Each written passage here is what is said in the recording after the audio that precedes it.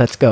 Oh my hi god. Friends, Edupayala Durgamma నిలబెట్టుకోవాలంటే first ఏం చేయాలంటే పుట్ట బంగారం తెచ్చిన తర్వాత డుబ్బులైన అంటే కథ చెప్పటైనా ఇలా విగ్రహాలు తయారు చేస్తాడు అన్నట్టు. చాలా గట్టిగా పిసికిన తర్వాత అలా చేసుకుంటా విగ్రహాలు మొత్తం తయారు చేసి మంచిగా, అది చాలా కష్టమైన పని. ఎందుకంటే అది అల్లటప్ప కాదు. కొంతమంది అనుకుంటారు ఈజీ కానీ కాదు. ఒక విగ్రహము లేవేటాలంటే దానికి చాలా పవిత్రమైనది కావాలి. కాబట్టి దాన్ని చాలా ముఖ్యంగా పవిత్రంగా చేస్తారు. కాబట్టి ఏడబేల దుర్గం నిలబెట్టుకున్న వాళ్ళు మాత్రం చూడండి. మీరు కూడా కొంతమంది తెలియని వాళ్ళు ఉంటారు కాబట్టి తెలుసుకోండి, చూడండి. ఓకేనా ఫ్రెండ్స్?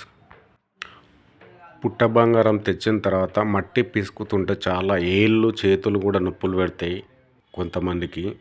ఎందుకంటే వాళ్ళకి అలవాటు కాబట్టి అది చాలా పవిత్రంగా చేస్తారు కాబట్టి వాళ్ళకు అలవాటు అయిపోయింది. అది అలా చేస్తారు అన్నట్టు. అది చాలా పిసికిన తర్వాత అలా మంచిగా కటింగ్ చేస్తారు.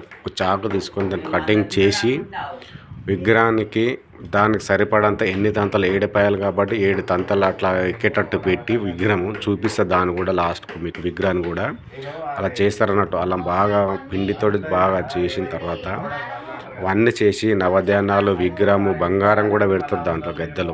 ఒక దేవి నిలబెట్టాలంటే కొంతమందికి తెలుసో లేదో తెలియదు కాబట్టి మీకు తెలియని వారికి మాత్రమే నేను చెప్పేది. చేసిన తర్వాత అన్నీ లేచిన తర్వాత ఇట్లా పటం పరుస్తారు.